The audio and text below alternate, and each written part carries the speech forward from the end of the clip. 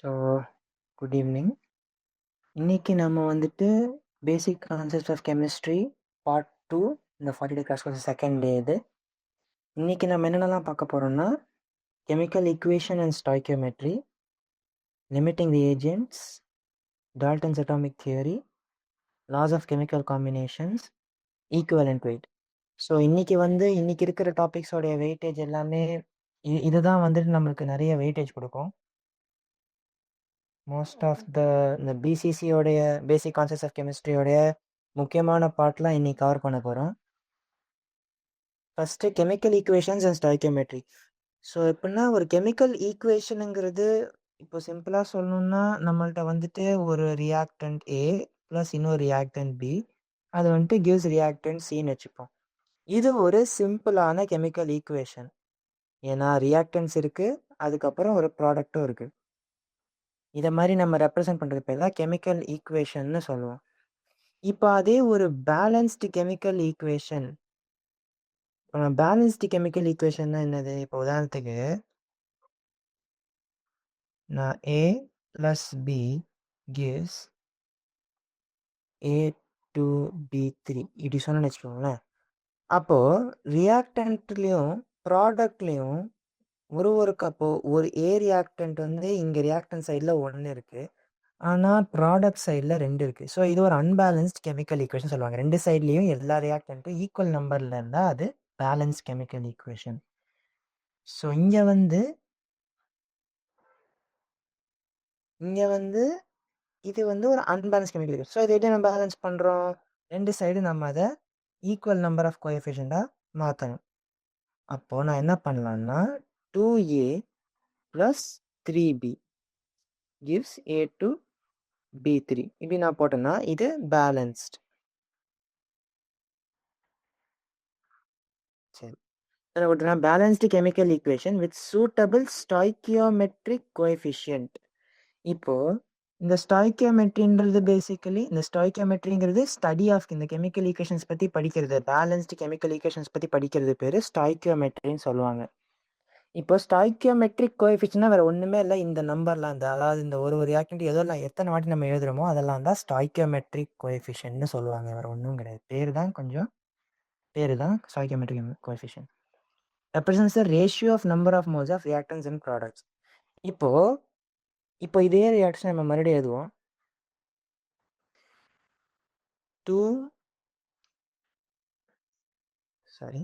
2A plus 3B gives A2B3ன்னு வச்சுப்போம்.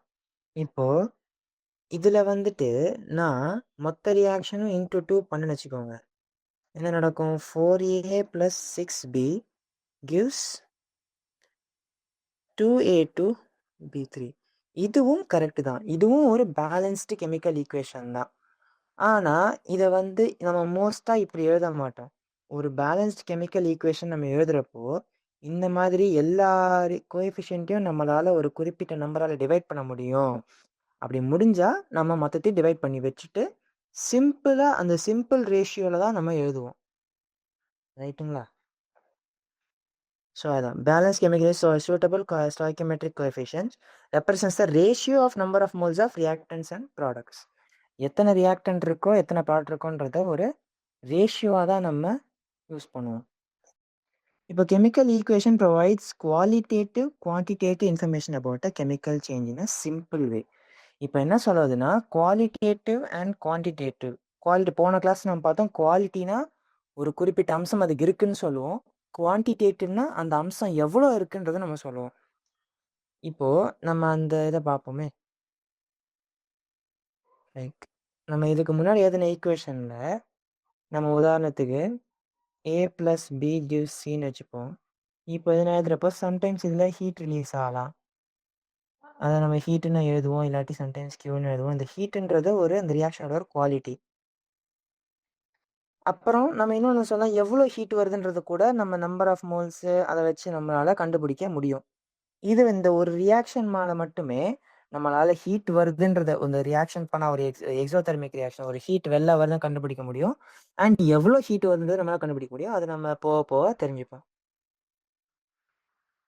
The stoichiometry deals with the calculation of masses of reactant product in the chemical reaction. நான் ஒரு stoichiometryங்கிறது balanced chemical equations பற்றி படிக்கிற இந்த ஒரு study பேர் ஸ்டாய்கியோமெட்ரி.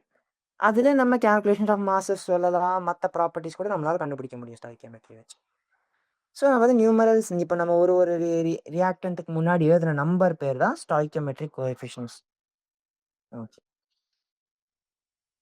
நம்ம ஸ்டாய்கியோமெட்ரி கேல்குலேஷன் பண்ணுறப்போ mole relationships between different reactance and products R required. நம்ம ஸ்டாய்கியோமெட்ரி கேல்குலேஷன் அதான் நம்ம போக போக பார்ப்போம். மோல்ஸ் பற்றி நம்ம அந்த மோல்ஸை வந்து மோல்ஸ் யூஸ் பண்ணி சால்வ் பண்ணுவோம். அதாவது மாஸ் கண்டுபிடிக்கிறதுக்கு நம்ம நிறைய ரிலேஷன்ஸ் யூஸ் பண்ணுவோம். அதில் நம்ம நம்பர் ஆஃப் மோல்ஸ் தான் மோஸ்ட்லி நம்ம கண்டுபிடிப்போம். நம்பர் ஆஃப் மோல்ஸ் அதை வச்சு அதுக்கு சம்மந்தப்பட்ட ஏதோ ஒரு விஷயத்தை வச்சு நம்ம அந்த ரியாக்ஷனை அண்டர்ஸ்டாண்ட் பண்ண ட்ரை பண்ணுவோம். இப்போ தான் mass volume relationships can be obtained between different reactance and products. நம்ம வந்து இந்த மோல் ரிலேஷன்ஷிப்ஸ் வச்சோ இல்லாட்டி ஏதாவது அதுக்கு சம்மந்தப்பட்ட ஒரு விஷயத்தை வச்சு நம்மளால் இந்த ரிலேஷன் எல்லாம் கண்டுபிடிக்க முடியும். அதாவது சும்மா சொல்லணும்னா ஒரு ரியாக்ஷனை பற்றின எல்லா இன்ஃபர்மேஷனையும், அதாவது இந்த ரியாக்டன்ட்டுக்கும் ப்ராடக்டும் உள்ள இருக்கிற ஆல்மோஸ்ட் எல்லா இன்ஃபர்மேஷனை நம்ம ஒரு பேலன்ஸ்டு கெமிக்கல் ரியாக்ஷன், ஒரு பேலன்ஸ்டு ஸ்டாய்கியோமெட்ரிக் ஈக்குவேஷனை வச்சு கண்டுபிடிக்கலாம். இந்த கண்டுபிடிக்கிற மெத்தட் பேர் தான் ஸ்டாய்கியோமெட்ரி. சரி, அடுத்து இன்னொரு முக்கியமான டாபிக் லிமிட்டிங் ரியேஜென்ட். இப்போ லிமிட்டிங் ரியேஜென்ட்டுங்கிறது எப்படி சொல்லணும்னா, ஒரு ரியாக்ஷன் இருக்குன்னு வச்சுப்போம். A + B gives Cன்னு வச்சுப்போம். இப்போ நம்ம இப்படி எழுதுனதுபடி பார்த்தா ஒரு மோல் ரியாக்டன்ட் A, ஒரு மோல் ரியாக்டன்ட் B, ஒரு மோல் ரியாக்டன்ட் Cயை கொடுக்குது. இதுதான் நம்ம வெறும் A + B gives Cன்றதோட அர்த்தம். ஸோ இப்போ நான் என்ன பண்ணிட்டேன், இந்த ஒரு டெஸ்ட் டியூப்ல ரியாக்ஷன் பண்ணுறேன்னு வச்சுக்கோங்க. அந்த டெஸ்ட் டியூப்குள்ளே ஒரு மோல் ரியாக்டன்ட் A போட்டுட்டேன், அதுக்கப்புறம் ஒரு மோல் ரியாக்டன்ட் B போட்டுட்டேன். அப்படி போட்டேன்னா எனக்கு ஒரு மோல் C கிடைக்குன்றது எனக்கு ரியாக்ஷனே சொல்லிடுச்சு. ஆனால் நான் என்ன பண்ணிட்டேன், 2 moles ஆஃப் A போட்டுட்டேன், அப்புறம் 1 mole ஆஃப் B தான் போட்டுருவேன். அப்போ எனக்கு எத்தனை C வரும், எத்தனை மோல்ஸ் ஆஃப் C வரும்? ஸோ என்ன நடக்கும்னா, ஒரு மோல் B இருக்கிறதுனால அந்த ஒரு மோல் B ஒரே ஒரு மோல் ஏவோட ரியாக்ட் பண்ணிட்டு ஒரு மோல் ஏ மட்டும் மிச்சம் வச்சுட்டு ஒரு மோல் C ப்ரொடியூஸ் பண்ணும். ஒரு மோல் Cயை உருவாக்கிடும். இப்போ நீங்க பார்த்தீங்கன்னு வச்சுக்கோங்களேன், இந்த ரியாக்ஷன் வந்து இன்னும் கொஞ்சம் தூரம் போயிருக்கலாம். ஆனா பியோட ஒரு குறைபாடுனால, பியோட ஒரு பி இல்லாததுனால இந்த ஏ ரியாக்டன்டால அதோட ஃபுல் பொட்டன்ஷியலுக்கு ரியாக்ட் பண்ண முடியல.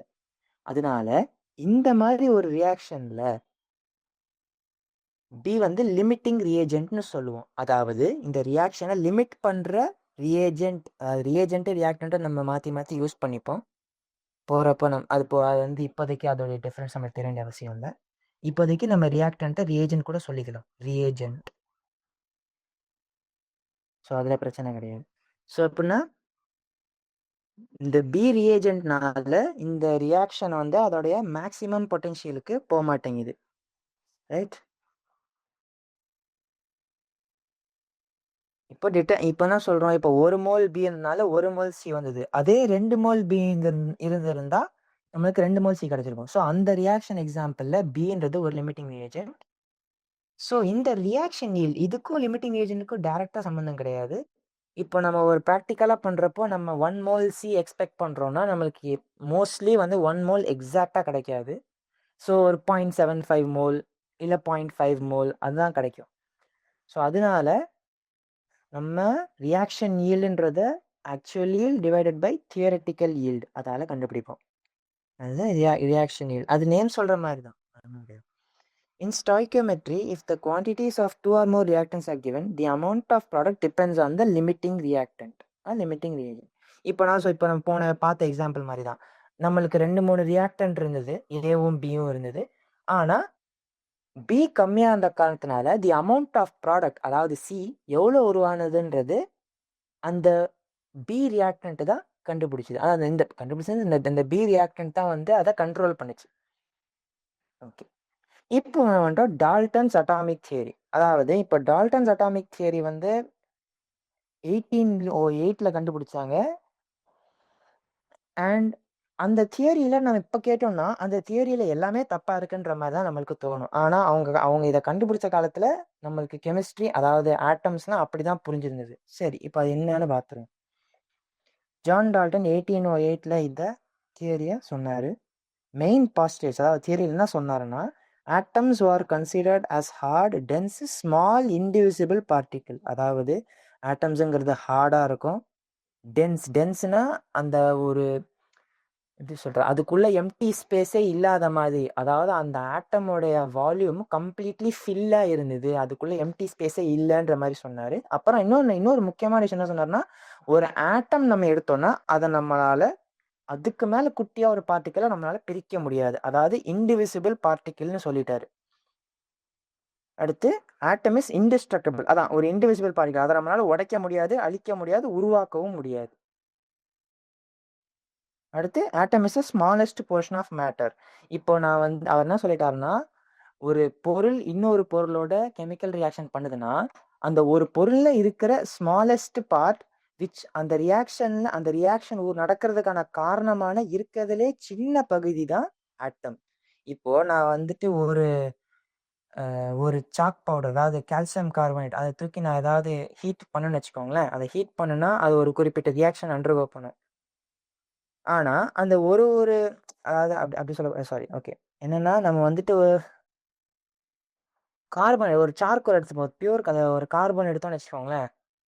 அந்த கார்பனை நம்ம எரிச்சோம், அதாவது பர்ன் பண்ணோம், ஆக்சிஜன்ல வச்சு நம்ம எரிச்சோம்னா அந்த கார்பன்ல அந்த கல், இப்போ நமக்கு அந்த கறி, அந்த கல்லை நம்ம போடும்போது அந்த கல்ல இருக்கிற ஒரு கார்பன் ஆட்டம் தான் காத்துல இருக்கிற ஆக்சிஜனோட ரியாக்ட் ஆகும்னு சொல்றாரு. அதாவது அந்த கறின்ற அந்த கறிக்கல் வந்து மொத்தமா ரியாக்ட் ஆகாம அதுக்குள்ள இருக்கிற ஆட்டம்ஸ் தான் வந்துட்டு அந்த கெமிக்கல் ரியாக்ஷன், அந்த கெமிக்கல் காம்பினேஷன்ல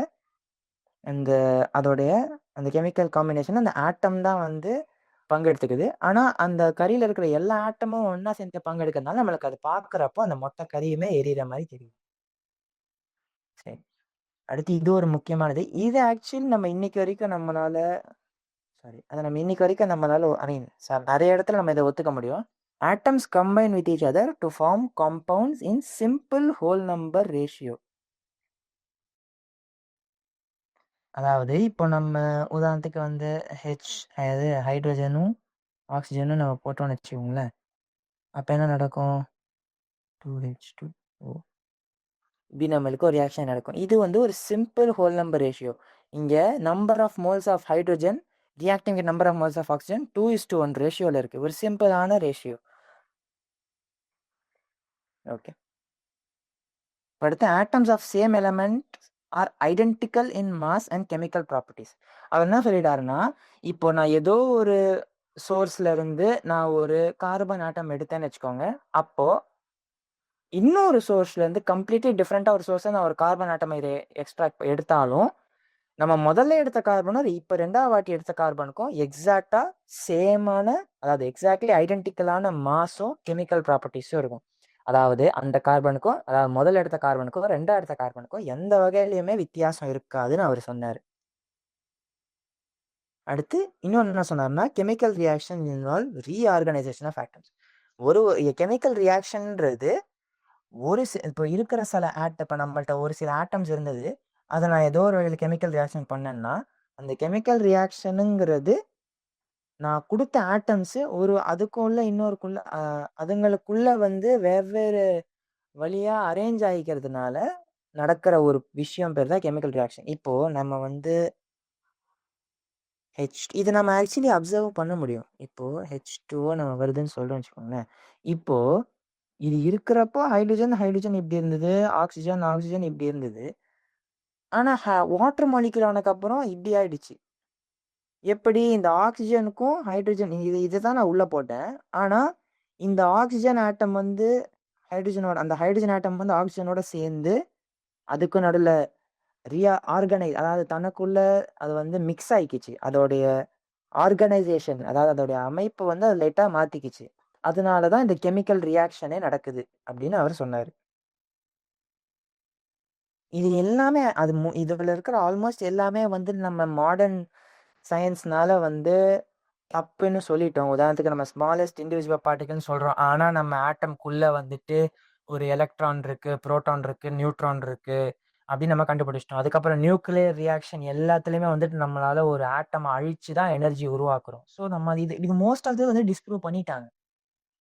இதோடைய அது எப்படி டிஸ்ப்ரூவ் பண்ணாங்க, அதுக்கான எக்ஸாம்பிள்ஸ்லாம் என்சிஇஆர்டில ரெஃபர் பண்ணீங்கன்னா இன்னும் கொஞ்சம் கிளியரா உங்களுக்கு புரியும். ஓகே. அடுத்து லாஸ் ஆஃப் கெமிக்கல் காம்பினேஷன். இப்ப நம்ம ரியாக்ஷன்னு சொல்றோம். ஆனா ஒரு ரியாக்ஷன் எப்படி நடக்கும்? அந்த ரியாக்ஷனால நம்ம என்னென்னலாம் கண்டுபிடிக்க முடியும்? என்னென்னலாம் தெரிஞ்சுக்க முடியும்ன்றது இந்த லாஸ் ஆஃப் கெமிக்கல் காம்பினேஷன் மூலமா நம்ம சொல்ல முடியும். So combination of elements to form compounds தான் பேசிக்கலி இந்த பேசிக் லாஸ்னால தான் கெமிக்கல்ஸ், அதாவது வெவ்வேறு எலிமெண்ட் வந்து ஒவ்வொன்றுக்குள்ள சேர்ந்து ஒரு காம்பவுண்டை உருவாக்குது. அடுத்து law of conservation of mass. இது வந்து நம்ம லாஜிக்கலாகவே புரிஞ்சாகணும். இப்போ நான் வந்து உள்ள வந்துட்டு 50 கிராம்ஸ் ரியாக்டன்ட் போட்டேன்னா எனக்கு 50 கிராம்ஸ் ப்ராடக்டாக வரணும். அதாவது அப்புறம் இன்னொன்று, இப்போ நம்ம இதுக்கப்புறம் நம்ம படிக்க போகிற லாஸ் எல்லாமே கெமிக்கல் ரியாக்ஷன்ஸ் தான். நம்ம நியூக்ளியர் ரியாக்ஷன் பற்றி பேசக்கூடாது. அதாவது இப்போ நியூக்ளியர் ரியாக்ஷனில் பார்த்தீங்கன்னா சில மாஸ் எனர்ஜியாக கன்வெர்ட் ஆகும். அதனால அங்கே இந்த லா அந்த லா அங்கே ஹோல்ட் ஆகாது. ஸோ இப்போ நம்ம பண்ணுற ஸ்டடி எல்லாமே வந்துட்டு கெமிக்கல் ரியாக்ஷன்ஸ்க்கு மட்டும் வச்சுப்போம். ஸோ இப்போ ஓகே, நம்ம ஒரு கெமிக்கல் ரியாக்ஷன் எடுத்தோம்னா நான் உள்ள எவ்வளோ மாஸ் ரியாக்டன்ட் கொடுக்குறேனோ அவ்வளோ மாஸ் தான் ப்ராடக்ட் வரும். மாஸ் கிரியேட் ஆகாது, டெஸ்ட்ராயும் ஆகாது. Law of constant composition or definite proportions. இப்போ என்ன சொல்லிட்டாருன்னா, for the same compound obtained by different methods percentage of each element should be same in each case. Okay, இப்போ இது எப்படி இது வந்து என்ன அர்த்தம்னா, நான் ஏதோ ஒரு சோர்ஸ்ல இருந்து உதாரணத்துக்கு கார்பன் டை ஆக்சைடு உருவாக்குறேன்னு வச்சுக்கோங்க. இப்போ ஃபார் எக்ஸாம்பிள் நம்ம ஃபோட்டோசிந்தசிஸ்ல இருந்து கார்பன் டை ஆக்சைடு வரும். கரெக்டா? நம்ம ஃபோட்டோசிந்தசிஸ் சாரி அந்த இல்ல சாரி நம்ம ரெஸ்பிரேஷன்ல இருந்து நம்மளுக்கு கார்பன் டை ஆக்சைடு வெளியில வருது. அதாவது குளுக்கோஸ் பிரேக் டவுன் ஆனதுக்கப்புறம் அது கார்பன் டை ஆக்சைடாகவும் எனர்ஜியாகவும் வருது. நம்ம முன்னாடி படிச்சிருக்கோம். அது அந்த ஒரு ரெஸ்பிரேஷனால வெளில கார்பன் டை ஆக்சைடு வருது. அதே இப்போ நான் வந்து ஒரு பெட்ரோலை எரிக்கிறேன்னு வச்சுக்கோங்க. பெட்ரோல்ன்றது ஒரு ஹைட்ரோ கார்பன், அதை நம்ம போக போக படிப்போம். அந்த பெட்ரோல் நான் எரிக்கிறேன்னா அப்போவும் எனக்கு கார்பன் டை ஆக்சைடு உருவாகும். இப்போ இந்த 2 இடத்துல வந்து நான் கார்பன் டை ஆக்சைடு எக்ஸ்ட்ராக்ட் பண்ணேன்னு வச்சுக்கோங்களேன். அதில் பார்த்தீங்கன்னா ஒரே கார்பன் 2 ஆக்சிஜன் தான் இருக்கும். அதாவது ஈச் எலமெண்ட்டுக்கும் இருக்கிற பர்சன்டேஜ் மாறாது. வேற வேற சோர்ஸ்லேருந்து நான் ஒரே காம்பவுண்ட் எக்ஸ்ட்ராக்ட் பண்ணால் கூட எனக்கு ஒரே காம்போசிஷன் ஆஃப் எலமெண்ட்ஸ் தான் இருக்கும். இதுதான் வந்து law of constant composition or definite proportion. Next, law of multiple proportions. இதுவும் டால்டன் தான் கொடுத்துருக்காரு. என்ன சொல்லுதுன்னா, an element may form more than one compound with another element. அதாவது இதோட பெஸ்ட் எக்ஸாம்பிள் வந்து நைட்ரஜன் தான். இப்போ கீழே கொடுத்துருக்காங்க பாருங்க. இந்த ஹைட்ரஜனோட நைட்ரஜன் ரியாக்ட் ஆச்சுன்னா NH3 அமோனியாவும் உருவாகும், இல்லை N2H4 அதுவும் உருவாகும். ஓகே, அடுத்து for a given mass of element the mass of other elements are in the ratio of small whole numbers. இப்போ இவர் என்ன சொல்ல வராருன்னா, இப்போ நைட்ரஜனும் ஹைட்ரஜனும் கம்பைன் வச்சுக்கோங்களேன். அப்படியே என்ன அர்த்தம்? NH3 இருக்கு, N2H4 இருக்கு. இப்போ இதில் பார்த்தீங்கன்னா ஒரு ஒரு மோல் நைட்ரஜனோட 3 மோல் ஹைட்ரஜன் இருக்கு, 2 மோல் நைட்ரஜனோட 4 மோல் ஹைட்ரஜன் இருக்கு. இப்போ 2 நைட்ரஜனுக்கு வந்து 4 ஹைட்ரஜன் இருக்கு. அப்படின்னா என்ன அர்த்தம்? ஒவ்வொரு நைட்ரஜனும் 2 ஹைட்ரஜனோட கம்பைன் ஆயிருக்க மாதிரி அவங்க நினச்சிக்கிட்டாங்க. அடுத்து இங்கே பார்த்தீங்கன்னா ஒரு நைட்ரஜன் வந்துட்டு 3 ஹைட்ரஜனோட கம்பைன் ஆயிருக்கு. ஸோ ஒரே மோல் நைட்ரஜனுக்கு இந்த காம்பவுண்டில் 3 ஹைட்ரஜனும் இந்த காம்பவுண்டில் 2 ஹைட்ரஜனும் இருக்கு. அதனால அவங்க என்ன சொல்லிட்டாங்க, ஒரே எலமெண்ட்டோட இன்னொரு அதே எலமெண்ட் கம்பைன் ஆகி வேற வேற காம்பவுண்ட் உருவாச்சுன்னா அந்த ரெண்டாவது, அதாவது அந்த ஒவ்வொரு எலமெண்ட்டும் வந்துட்டு ஒரு சிம்பிள் ஹோல் நம்பர் ரேஷியோவில் தான் இருக்கும். அதாவது இந்த ரெண்டாவது எலமெண்ட் இங்கே ஹைட்ரஜன், அது வந்து 2 ரியாக்டர் அதாவது 2 காம்பவுண்ட்லயுமே ஒரு சிம்பிள் ரேஷியோவா தான் இருக்கும். ஓகே. சரி. இது வந்து லா ஆஃப் மல்டிபிள் ப்ரொபோர்ஷன்ஸ். அடுத்து என்னதுன்னா, law of equivalent or reciprocal proportions. இப்போ when two different elements combine with a fixed weight of third element, ratio of their combination will either be same or multiple of the ratio which they combine with each other. இதை பார்த்தீங்கன்னா இங்கே CH4 இருக்கு, CO2 இருக்கு, H2O இருக்கு. இப்போ என்ன சொல்லிட்டாங்க, two different elements combine with a fixed weight of third element. So நம்ம CH4ம் CO2 எடுத்துப்போம். Two different elements hydrogen oxygen combine with fixed weight of third element. கார்பன்ன்ற ஒரே கார்பனோட 4 ஹைட்ரஜனும் 2 ஆக்சிஜனும் கம்பைன் ஆகுது. Then the ratio of their combination will either be same or multiple. அதாவது இப்போ நம்ம இதில் இந்த சென்டென்ஸ் ரெண்டாக பிரிச்சுப்போம். சம்டைம்ஸ் இதை புரிய கொஞ்சம் கஷ்டமாக இருக்கும். இப்போ CH4 இருக்கு, CO2 இருக்கு. இப்போ கார்பன்றது இங்கே ஒரே கார்பன் தான் இருக்கு, ஒரே கார்பன் இருக்கு. அதில் ஒரு கார்பனுக்கு 4 ஹைட்ரஜன் இருக்கு, 2 ஆக்சிஜன் இருக்கு. ரைட்.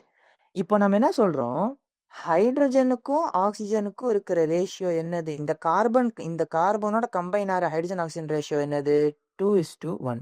அதாவது ஏதோ ஒரு கார்பன் காம்பவுண்டில் இப்போ ஏதோ ஒரு காம்பவுண்டில் ஹைட்ரஜனும் கார்பனும் கம்பைன் ஆச்சுன்னா, அதாவது ஹைட்ரஜன் கார்பன் மட்டும் இருந்ததுன்னா, அதே அமௌண்ட் ஆஃப் கார்பனோட ஆக்சிஜன் கம்பைன் ஆச்சுன்னா, இந்த முதல்ல இந்த காம்பவுண்டில் இருக்கிற ஹைட்ரஜனுக்கும் வெயிட் ஆஃப் ஹைட்ரஜனுக்கும் ரெண்டாவது காம்பவுண்டில் இருக்கிற ஆக்சிஜனோட வெயிட்டும் நம்ம ரேஷியோ எடுத்தோம்னா ஒரு சிம்பிள் ரேஷியோ வரும். இந்த ரேஷியோ நம்ம அப்படியே வச்சுக்கோங்க சைடில்.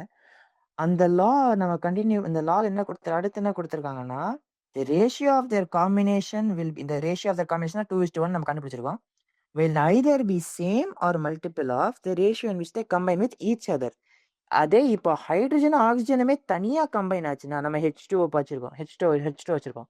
இப்போ இந்த ஹைட்ரஜன் ஆக்சிஜன் தனியாக கம்பைன் ஆச்சுன்னா இந்த ஒவ்வொன்றுத்துக்கும் அந்த காம்பவுண்டில் இருக்க ரேஷியோ 2:1 என்ன சொல்லிட்டாங்க, இந்த ரேஷியோவும் சேமாக இருக்கணும். இல்லாட்டி ஒரு சிம்பிள் மல்டிபிளாக இருக்கு. இல்லாட்டி இப்போ வேற ஏதோ நம்ம ஒரு காம்பவுண்ட் எடுத்து வச்சுக்கோங்களேன், அதில் வந்துட்டு இந்த 2:1 வந்து 4:2 இல்லாட்டி சம் 6:3 அந்த மாதிரி இருக்கும். இப்போ நம்ம இதோட இன்னொரு எக்ஸாம்பிள் எப்படி சொல்லலாம்னா, இதுதான் வந்து லா ஆஃப் மல்டிபிள் ப்ரொபோர்ஷன்ஸ். ஒரே ஃபிக்ஸ்டு மாஸ் ஆஃப் தேர்ட் எலமெண்ட்டோட 2 டிஃப்ரெண்ட் எலமெண்ட் கம்பைன் ஆச்சுன்னா, அப்போ சேம் மாஸ் ஆஃப் அப்போ கம்பைன் ஆச்சுன்னா, அது கம்பைன் ஆகிறப்போ அந்த ஒரு டிஃப்ரெண்ட் எலமெண்ட்டோட ரேஷியோவும் அந்த 2 எலமெண்ட்டே தனியாக கம்பைன் ஆகி ஒரு காம்பவுண்ட் ஆச்சுன்னா அதில் அந்த 2 எலமெண்ட்டோட ரேஷியோவும் சேமாக இருக்கும். இல்லாட்டி ஒரு மல்டிபிள் ஆஃப் இப்போ இன்னொரு மல்டிபிளாக எக்ஸிஸ்ட் ஆகும், அதாவது 4:2 இல்லாட்டி 6:3 அந்த மாதிரி. ஓகே. நெக்ஸ்ட் வந்து லா ஆஃப் கம்பைனிங் வால்யூம்ஸ். இது வந்துட்டு கே-லூசாக் 1808 வந்து இந்த லா கொடுத்துருக்காரு. இது ஒரு முக்கியமான லா. இது நம்ம அப்புறம் கூட யூஸ் பண்ணுவோம். It states that when gases combine or produced in a chemical reaction, they do so in a simple ratio by volume. சரி, இப்போ இது வந்து நம்ம போன கிளாஸ்ல பார்த்தோம். நம்ம மோல்ஸ் வந்து மாஸோட ரிலேட்டட்னு சொன்னோம். ஆனால் அது மாஸ் வந்து வால்யூமோட ரிலேட்டடாக இருக்கிறதுனால நம்ம இங்கே என்ன சொல்லுவோம்னா, அதான் ஒரு கேஸுக்கு வந்து நம்ம மாஸை விட வால்யூம் தான் நம்மளால் பார்க்க முடியும். நம்மளால் ஒரு கேஸ் வெயிட் பண்ணுறதை விட அந்த ஒரு கேஸ் எவ்வளோ வால்யூம் ஆக்கிபை பண்ணுறது நம்மளால் ஈஸியாக பார்க்க முடியும். அதனால்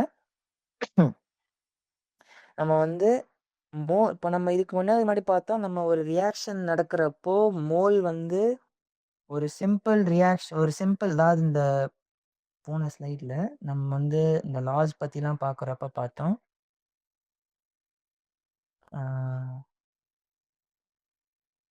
they combine with a simple whole number ratio. Dalton's தியரியில் பார்த்துருப்போம். ஏன்னா they are combination form in simple whole number ratio. அதே மாதிரி தான் இந்த நம்ம கேஸஸோட கம்பைன் பண்ணுறப்போ சிம்பிள் ரேஷியோ பை வால்யூம் நம்ம சொல்கிறோம். மோல்ஸுக்கும் வால்யூமுக்கும் சம்மந்தம் இருக்கிறதுனால நம்ம என்ன சொல்லிட்டோம், is a simple ratio by volume.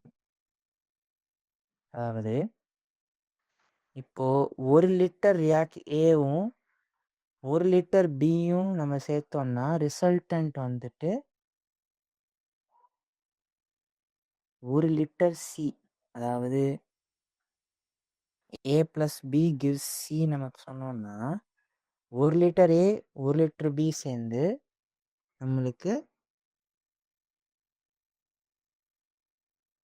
1 litre C உருவாக்கும். நம்ம மோல்ஸுக்கும் வால்யூமுக்கும் சம்மந்தம் இருக்குன்றதுனால இது வந்து நம்ம மாசுக்கு மோலுக்கும் மாசுக்கும் சம்மந்தம் இருக்கு, மாசுக்கும் வால்யூமுக்கும் சம்மந்தம் இருக்கு. நம்ம இப்படி சுற்றி சுற்றி வந்துகிட்டு இருக்கோம். நம்ம அடுத்து வரதுல பார்த்தோம்னா Avogadro's law. It states that equal volume of all gases at same temperature and pressure should contain equal number of molecules. இது வந்துட்டு அவகாட்ரோவோட ஒரு லா. அது டைரக்டாக இதை சொல்லிடுச்சு. மோல்ஸ் ப்ரொபோர்ஷனல் டு வால்யூம்ன்றதை அவர் ஒரு லாவாகவே சொல்லிட்டார். இது நம்ம ஏன்றது கேஷியஸ், இது நம்ம லேட்டர் சாப்டர்ஸில் பார்ப்போம். அவங்க ஏன் எல்லா இடத்துலையும் சேம் டெம்பரேச்சர் சேம் ப்ரெஷர், இங்கே டெம்பரேச்சர் அண்ட் ப்ரெஷர், இங்கே டெம்பரேச்சர் அண்ட் ப்ரெஷர் ஏன் மென்ஷன் பண்ணுறாங்கன்றதை நம்ம கொஞ்ச நேரம் அப்புறம் பார்ப்போம். ஸோ அதான் இதெல்லாம் தான் fundamental laws of chemical combination. Okay, இப்போ வந்து அட்டாமிக் மாஸ்னா என்ன? நம்ம போன கிளாஸ்ல வந்து நிறைய அட்டாமிக் மாஸ்னா என்னன்னு பேசணும், மாலிகுலர் மாஸ் என்னன்னு பேசணும். அதோட ஆக்சுவல் டெஃபினிஷன் என்னன்னா,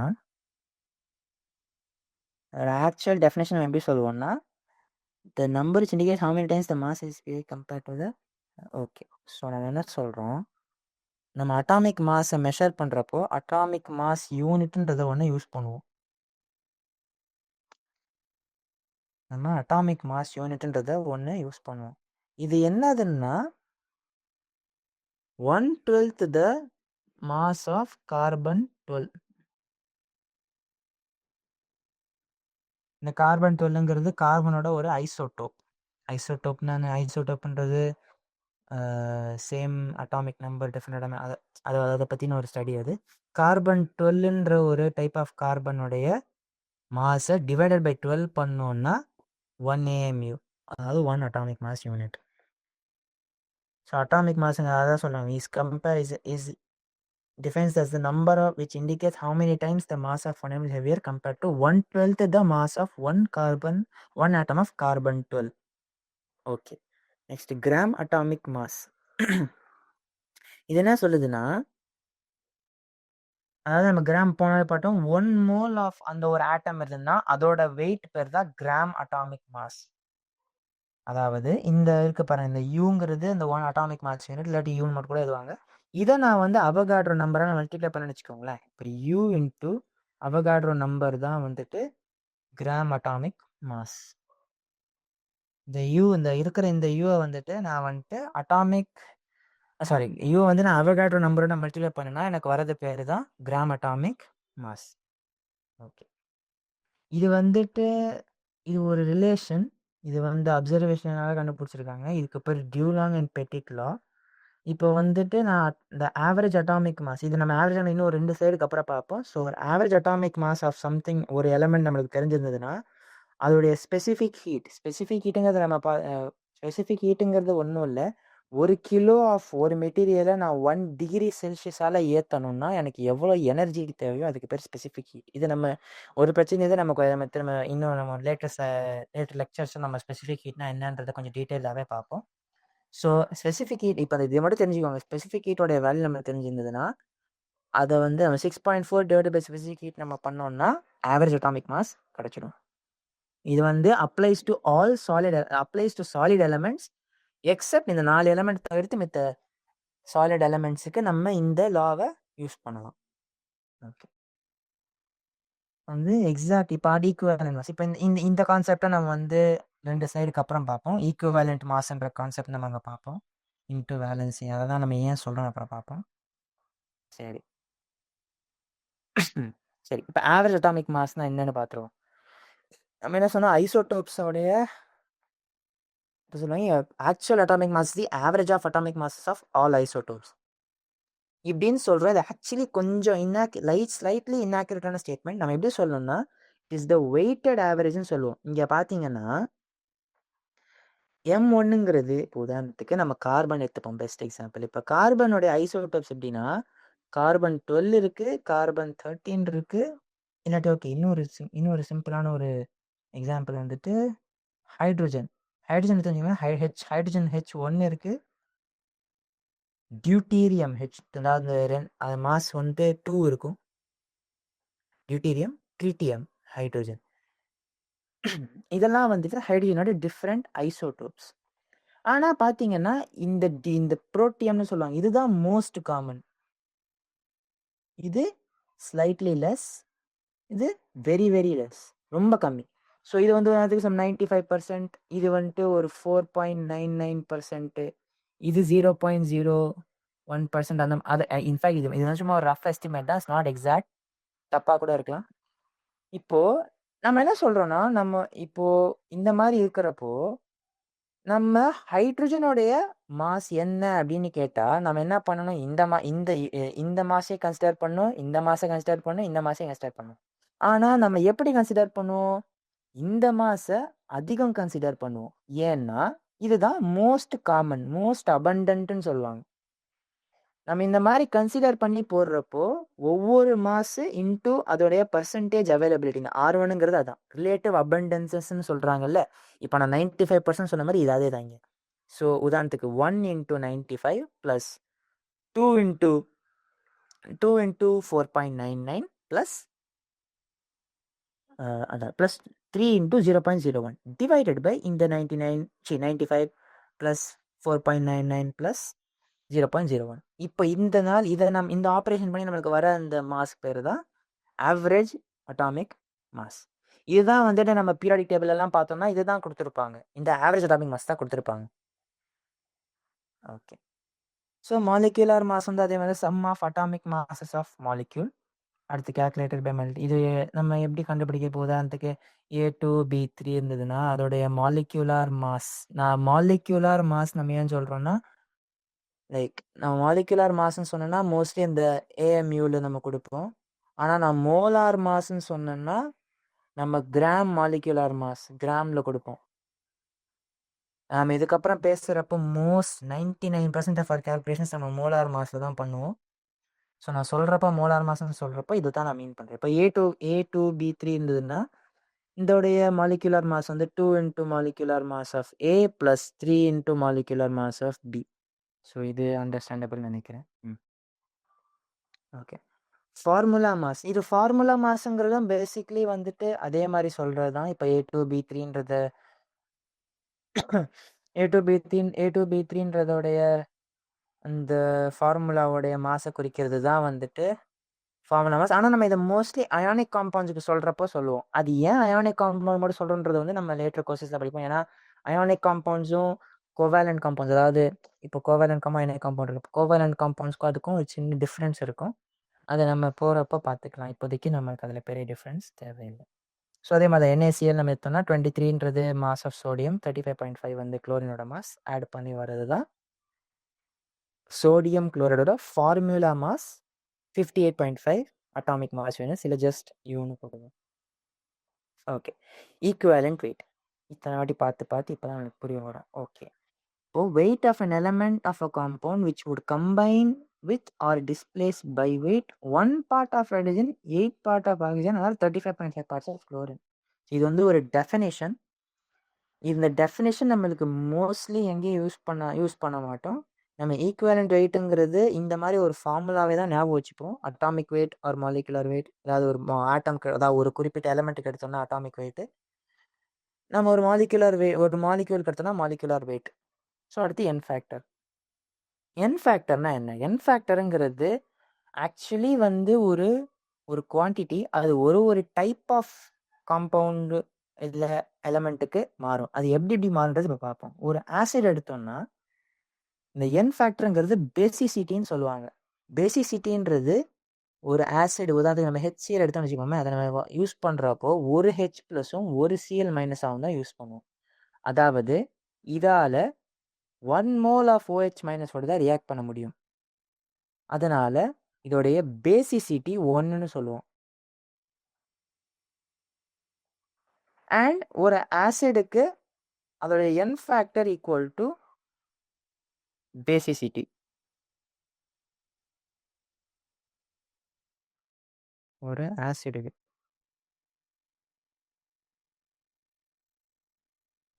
அதோடைய n ஃபேக்டர் வந்து அதோடைய பேசிசிட்டி.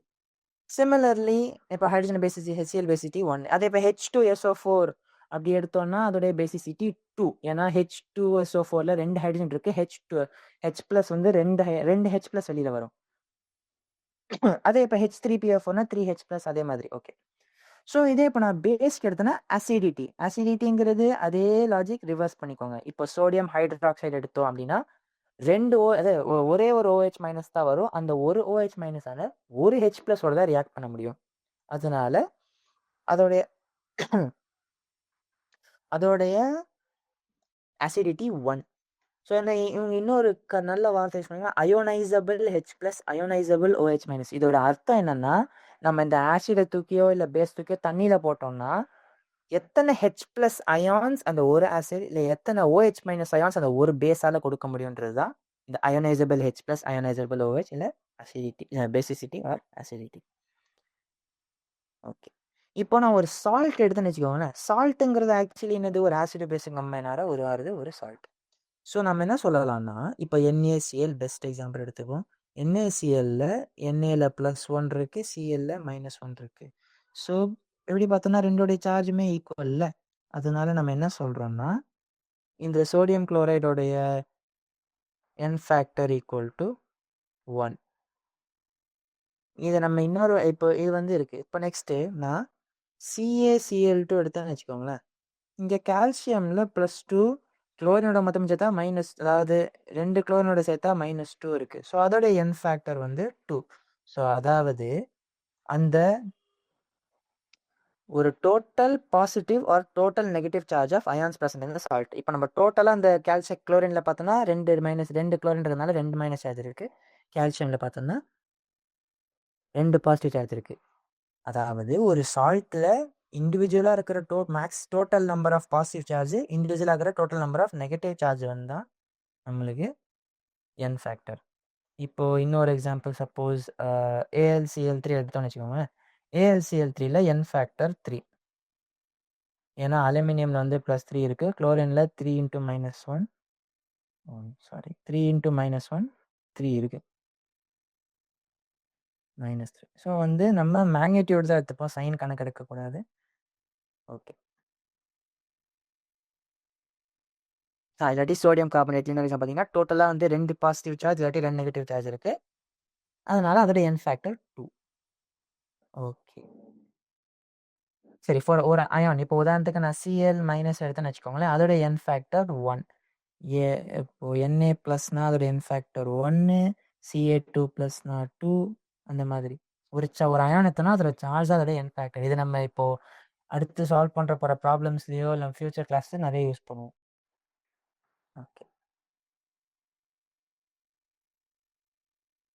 இப்போ ஒரு ரிடாக்ஸ் ரியாக்ஷன் பண்ணுறோம்னா, ஒரு ரிடாக்ஸ் ரியாக்ஷன் இதோடைய டீட்டெயிலான அப்ளிகேஷன் நம்ம லேட்டர் கிளாஸஸில் பார்ப்போம். ஆனால் இப்போ ஒரு ரிடாக்ஸ் ரியாக்ஷன் இருந்ததுன்னா, ஒரு ரெடியூசிங் ஏஜென்ட், அதாவது ஏதோ ஒரு சப்ஸ்டன்ஸ் ஆக்சிடைஸ் ஆகுதுன்னா, அது எலக்ட்ரான்ஸ் லூஸ் பண்ணுதுன்னா, அது எத்தனை எலக்ட்ரான்ஸ் லூஸ் பண்ணுறதோ அது அதோட n ஃபேக்டர். அல்லது இப்போ ஆக்சிடைசிங் ஏஜென்ட், அதாவது ஏதோ ஒரு பொருள் ரெடியூஸ் ஆகுதுன்னா அது எத்தனை எலக்ட்ரான் கெயின் பண்ணுதோ அதோட n ஃபேக்டர், அந்த number of electrons gain. So அதை எப்படி சிம்பிளாக சொல்லுவாங்கன்னா, molecular mass of oxidizing or reducing agent divided by number of electrons gained or lost. இதை எப்படியும் சொல்லலாம். ஓகே. இப்போ நம்ம இது வரைக்கும் பார்த்த என்னுடைய சம்மரி தான் இதெல்லாம். ஓகே. ஸோ யா, நம்ம இப்போ ப்ராப்ளம்ஸ் பார்ப்போம். போன கிளாஸில் நான் சில ப்ராப்ளம்ஸ் ஸ்கிப் பண்ணியிருந்தேன். அது நம்ம ஈக்குவலண்ட் வெயிட்டை பற்றி கொஞ்சம் ஐடியா வந்ததுனால இப்போ நம்ம அதையும் கொஞ்சம் பார்த்துடுவோம். ஸோ நேற்று நம்ம வந்துட்டு கொஷின் நம்பர் 3லேருந்து ஸ்கிப் பண்ணணும்னு நினைக்கிறேன். ஸோ பேசிக்லி இது இப்போ வந்துட்டு நம்மளுக்கு நேற்று நம்ம பார்த்தோம் இந்த ரியாக்ஷனில் இப்படி ஸ்ப்ளிட் ஆகுது இந்த எண் இதெல்லாம் இந்த எண்ணுங்கிறது தான் அதோடைய என் ஃபேக்டர்ஸ். நம்ம இதை வந்துட்டு நம்ம ப்ராப்பராக ஸ்ப்ளிட் பண்ணோன்னு பார்த்தீங்கன்னா இந்த ஃபாஸ்பரஸ் வந்து ஃபஸ்ட்டு H3 இந்த H3PO2லேருந்து H3PO4 போகிறப்போ அது +1லேருந்து +5 ஸ்டேட்டுக்கு போயிருக்கு. அப்படின்னா அது 4 எலக்ட்ரான்ஸ் லூஸ் பண்ணதுனால அது வந்துட்டு அதோட என் ஃபேக்டர் 4, ரைட்? இப்போ அடுத்து அதோடைய நம்பர் ஆஃப் எலக்ட்ரான்ஸ் வெளில போனது என் ஃபேக்டர் அதே தான். இப்போ அதே மாதிரி +1லேருந்து -3 போனப்போ நம்பர் ஆஃப் எலக்ட்ரான்ஸ் கெயின் வந்து 4. ஸோ இங்கே வந்துட்டு நம்ம N1 N2 வேல்யூ இப்போ நம்ம ஏன் இந்த ஃபார்முலா யூஸ் பண்ணோங்கிறது நம்ம ஸ்கோப்பில் இல்லை. அது நம்ம ரிடாக்ஸ் ரியாக்ஷன்ஸ்னு ஒரு சாப்டரே படிப்போம். அப்போ நம்ம இதை ப்ராப்பராக யூஸ் பண்ணுவோம். அது வரைக்கும் இப்போதைக்கு நம்ம இந்த என் ஃபேக்டர்னா என்னன்றதை மட்டும் புரிஞ்சுப்போம். நெக்ஸ்ட்டு இங்கே இது வந்துட்டு ஒரு நல்ல கான்செப்ட். அதாவது இங்கே பார்த்தீங்கன்னா நேற்று நம்ம என்ன சொன்னோம், இந்த 3 gram oxide of metal is convert to chloride completely and it yielded 5 grams of chloride. இப்போ ஒரு ஆக்சைடை வந்து நான் குளோரைடாக மாற்றுறப்போ எனக்கு முடிஞ்சது இந்த ஈக்குவலண்ட் வெயிட் ஆஃப் மெட்டல். இப்போ எப்படி நம்ம கண்டுபிடிப்போம்னு சொல்கிறேன். இப்போ இங்கே ஒரு ஃபார்முலா எடுத்துகிட்டு வராங்க. இந்த ஃபார்முலா எப்படி வந்ததுன்னா நம்ம வந்துட்டு ஒரு மெட்டல் ஆக்சைடுக்குன்னு வச்சுப்போம். அதை வந்துட்டு நான் MaOBன்னு வச்சுருக்கேன்னு வச்சுக்கோங்க. இப்போ இதை வந்துட்டு நான் ஏதோ ஒரு அமௌண்ட் ஆஃப் குளோரினோட ஆட் பண்ணுறேன். அதாவது குளோரைடோட ஆட் பண்ணி கூட வச்சுப்போம். உங்கள் கொஷனில் குளோரைடு தான் கொடுத்துருக்காங்கன்னு நினைக்கிறேன். ஓகே ஓகே மென்ஷன் பண்ணல, பட் பரவாயில்ல. நம்ம Cl மைனஸே எடுத்துப்போம். நம்ம எடுத்தோம்னா ஸோ அகெயின் ஒரு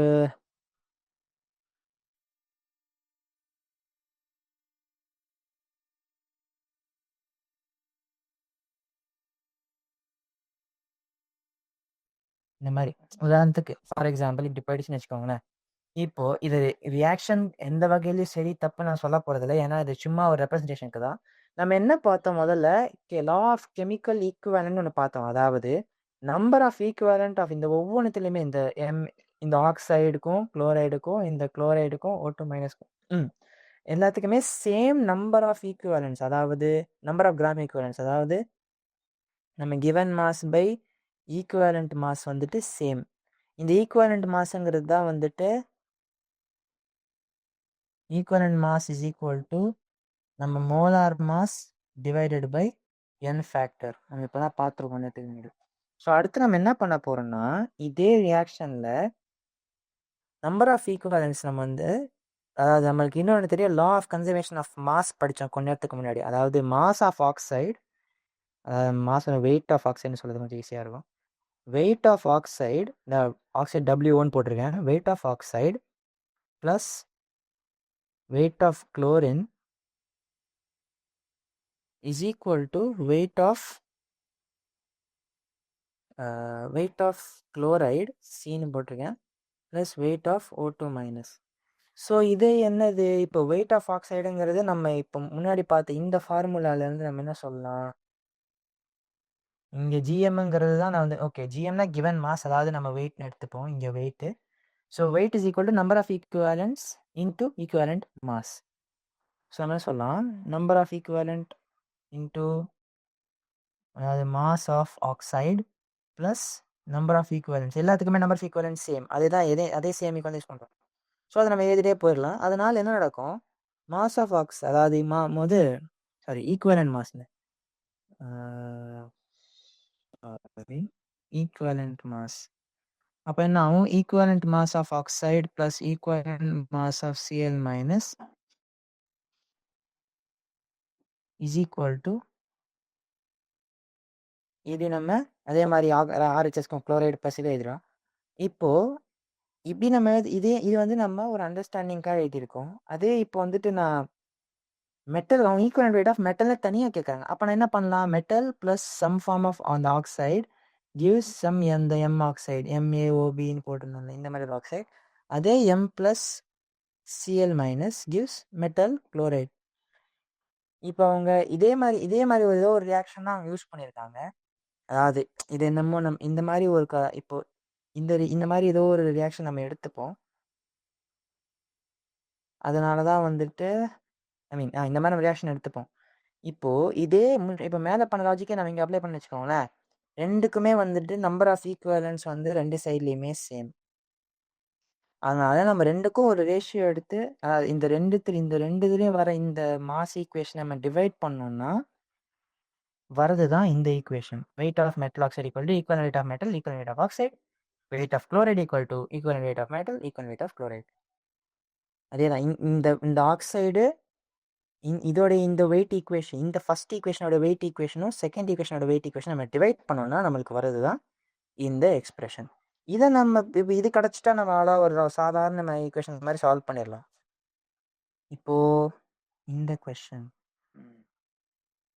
ஓகே, இதுவும் அதே மாதிரி தான். என்னன்னா நம்ம பிஆர் இந்த 2br மைனஸ் பிஆர்2 எடுத்திருப்போம். இங்கே வந்து பார்த்தீங்கன்னா அவங்க அதே தான் லா ஆஃப் கெமிக்கல் ஈக்குவலன்ஸ் தான் யூஸ் பண்ணுறாங்க. இப்போ இந்த பிஆர் மைனஸ் நம்ம இப்போ தான் கொஞ்ச மாதிரி பார்த்தோம். ஒரு அயானுடைய என் ஃபேக்டர் வந்துட்டு 1. ஸோ அதோடைய ஈக்குவலண்ட் வெயிட், அதாவது இப்போ ஒரு அயான் பிஆர் மைனஸ் எடுத்தோம்னு வச்சுக்கோங்களேன், த மாஸ் ஆஃப் புரோமின் வந்து 80 கிராம் பெர் மோல். ஸோ அதோட ஈக்குவலண்ட் மாஸோட ஈக்குவலண்ட் வெயிட் வந்து என்னன்னா 80 டிவைடட் பை 1. ஏன்னா அது மேலே ஒன்று தான் இருக்குது. ஒரு நெகட்டிவ் சார்ஜ் தான் இருக்குது. ஸோ நம்பர் ஆஃப் ஈக்குவலன்ஸ்ன்றப்போ கிவன் மாஸ், அதாவது weight of BR minus divided by equivalent mass 80 divided by 1. Okay, so LHS நமக்கு இஸ் ஈக்குவல் டு ஆர்ஹெச்எஸ். நம்ம என்ன சொல்லிட்டோம், 1 kg VR2 வேணும். ஸோ மாஸ் வந்து 1000 grams divided by equivalent weight of BR two. So இங்கே பார்த்தீங்கன்னு வச்சுக்கோங்களேன், பிஆர்2 உருவாகிறப்போ 2br minus gives br2. இதை நம்ம இப்படி எழுதிட்டோம். ஆனால் நீங்கள் பார்த்தீங்கன்னா இந்த புரோமின் இருக்குல்ல, நம்ம புரோமின் நம்ம ரிடாக்ஸ் ரியாக்ஷன் சொன்னால் அதை நம்ம இப்போதைக்கு நம்ம அந்த கான்செப்ட் யூஸ் பண்ண மாட்டோம். பிஆர்2 நீங்கள் பார்த்தீங்கன்னா இங்கே வந்து அதோடைய சார்ஜ் -1, இங்கே வந்து அது நியூட்ரல் ஆயிடுச்சு. ஸோ ஒரு புரோமின் வந்துட்டு ஒரு எலக்ட்ரான் வந்து லூஸ் பண்ணியிருக்கு. ஆனால் பிஆர்2 வந்து ரெண்டு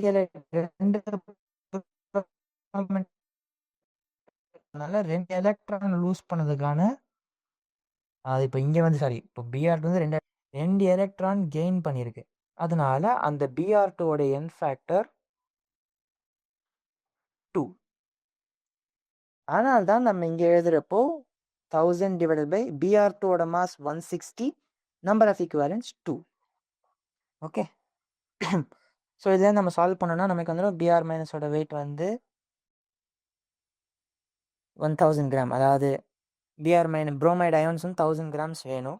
ஆனால் நம்ம கொஸ்டின் என்ன பார்த்துட்டோம், 1 லிட்டரில் இவ்வளோ இருக்குது. நம்ம பேசிக் டென்சிட்டி கேல்குலேஷன் யூஸ் பண்ணோம்னா நம்மளுக்கு எவ்வளோ வால்யூம் சி வாட்டர் வேணுன்றது கண்டுபிடிச்சிட முடியும். ஸோ இப்போ நம்ம இங்கே என்ன கொடுத்துருக்காங்க, 0.376 gram of aluminium reacted with an acid to displace 0.468 liter measured in standard conditions. So இங்கே என்ன கொடுத்துட்டாங்க, ஈக்குவலன்ட் மாஸே கொடுத்துட்டாங்க. ஸோ அகைன் மறுபடியும் நம்ம லா ஆஃப் ஈக்குவலன்ஸ் நம்ம யூஸ் பண்ணோம்னா, அதாவது இவங்க ஈக்குவல் டு இங்கே போட்டிருக்காங்க, இங்கே ஈக்குவல் டுன்னு போடக்கூடாது, இங்கே கரஸ்பாண்டிங் டு, அதாவது இந்த மாதிரி சிம்பிள் போட்டிருக்கணும். 3 இது சிம்பிள் மாதிரி போட்டிருக்கணும். ஒரு ஸ்மால் டைப்போ தான் இது. இது இப்போ இத்தனை ஈக்குவலண்ட் ஆஃப் ஏ வந்து 0.468 லிட்டர் H2 கொடுக்கும். அதாவது கொஸ்டினில் 0.376 கிராம் அலுமினியம் எடுத்தோம்னா இவ்வளோ வரும். ஸோ அதுக்கேற்ற மாதிரி இருக்கிற கிராம் ஈக்குவலண்ட் வந்துட்டு இவ்வளோ லிட்டர் ஹைட்ரஜன் கொடுக்கும். நம்ம கிராம் ஈக்குவலண்ட் எவ்வளோன்னு கண்டுபிடிச்சிடலாம், மாஸ் டிவைடட் பை ஈக்குவலண்ட் கொஸ்டின்லேயே கொடுத்துட்டாங்க. ஸோ நம்ம என்ன பண்ணிடலாம், இப்போ வந்து நான் இந்த 9 RHS எடுத்துகிட்டு போய்ட்டு 0.376 டிவைட் பண்ணேன்னா 1 ஈக்குவலண்ட் கிடச்சிடும் லெஃப்ட் ஹேண்ட் சைடில். So 1 equivalent corresponds to 11.2 liter. Okay.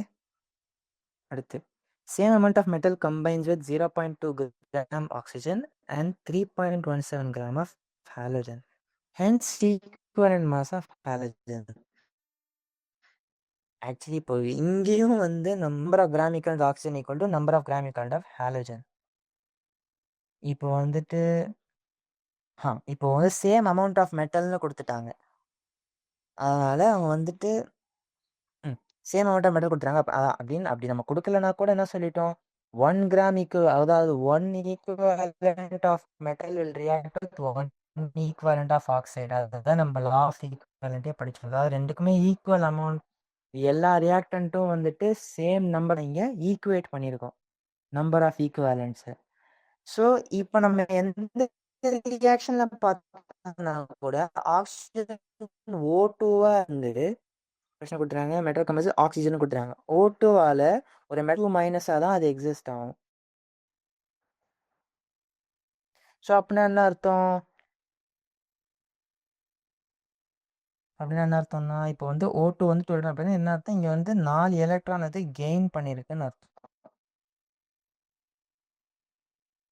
4 electron gain பண்ணிருக்குன்னு அர்த்தம். அப்போ என் ஃபேக்டர் 4. ஆனால் 2 ஆக்சிஜன் இருக்கனால ஒரு ஆக்சிஜனுடைய என் ஃபேக்டர் மட்டும் பார்த்தீங்கன்னா ஓ2 மைனஸ் ஒரு என் ஃபேக்டர் பார்த்தீங்கன்னா n ஈக்குவல் டு 2. அதே மாதிரி ஒரு ஹாலஜன், அதை நம்ம ஹாலஜன் எழுதுறப்போ எக்ஸ்ன்னு மென்ஷன் பண்ணுவோம். இந்த ஹாலஜன்றது குளோரின், புரோமின், அயோடின், ஃப்ளூரின், அதெல்லாம் நம்ம ஹாலஜன்னு சொல்லுவோம். உதாரணத்துக்கு Cl2 எடுத்துப்போமே, Cl2 எடுத்தோம்னா அது Cl2 வந்து கம்பைன் பண்ணுறப்போ Cl2 வந்துட்டு Cl மைனஸாக பிரேக் ஆகிடும். அப்படி பிரேக் ஆகிறப்ப என்ன ஆகுது? 2 எலக்ட்ரான்ஸ் வந்து அதை ஆட் பண்ணிக்குது. ஸோ இதோடைய என் ஃபேக்டர் வந்துட்டு 2 = 1. இப்போ அவங்க என்ன பண்ணியிருக்காங்க? given mass of oxygen by equivalent mass of oxygen equal to given mass of the number of elements can equate பண்ணியிருக்காங்க. அதனால இந்த 8ங்கிறது பேசிக்கலி இந்த ஈக்குவலண்ட் மாஸ் ஆஃப் ஆக்சிஜன் 16/2. அதனால 8 வந்துருக்கு. அடுத்து மாஸ் ஆஃப் ஹாலஜன் நம்ம N factor 1. Okay sir. So given mass நம்மளுக்கு தெரியும். ஓகே, நம்ம இப்போ சால்வ் பண்ண முடியும். கிவன் மாஸ் ஆஃப் ஹாலஜன் தெரியும், கிவன் மாஸ் ஆஃப் ஆக்சிஜன் தெரியும், ஈக்குவலண்ட் மாஸ் நம்ம கண்டுபிடிச்சிட்டோம். ஏன்னா என் ஃபேக்டர் ஈக்குவல் டு 2.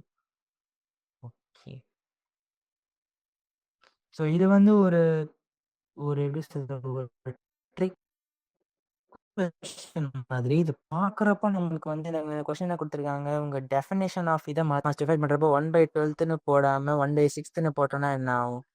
அவங்க என்ன சொல்லிட்டாங்கன்னா, இது வந்து அது மாறும். அதாவது நம்மளுக்கு வந்து பார்க்கறதுக்கு அந்த ஆப்ஷனில் வந்துட்டு பிகம்ஸ் ட்வைஸ்ன்னு ஒரு ஆப்ஷன் இருக்கும், அதுதான் போகணும். ஆனால் நம்ம பொறுமையாக உட்காந்து ஒரு டெஃபினேஷனாக கன்சிடர் பண்ணணும். அது ஸ்டில் த சேம், அதாவது மாறாது. ஏன்னா புது அட்டாமிக் மாஸ் யூனிட் மாறுறதோட சேர்த்து அவகாட்ரோ நம்பரும் மாறிடும். ஏன்னா நம்ம அவகாட்ரோ நம்பர் என்ன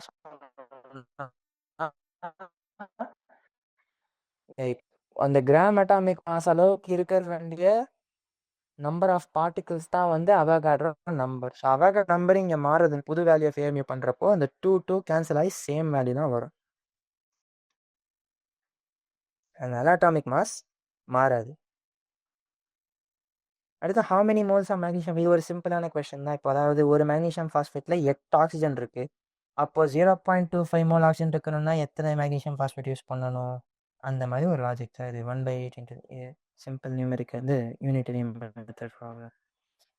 so next order of increasing mass and choose the correct atomic mass. So இப்போ வந்துட்டு நம்ம ஒவ்வொன்றுத்துக்கும் மாலிக்யூல்ஸ், ஒரு மாலிகுல் ஆஃப் ஆக்சிஜன் வந்து ஒரு அட்டாமிக் மாஸ் 10⁻16 அந்த மாதிரி இருக்கும்.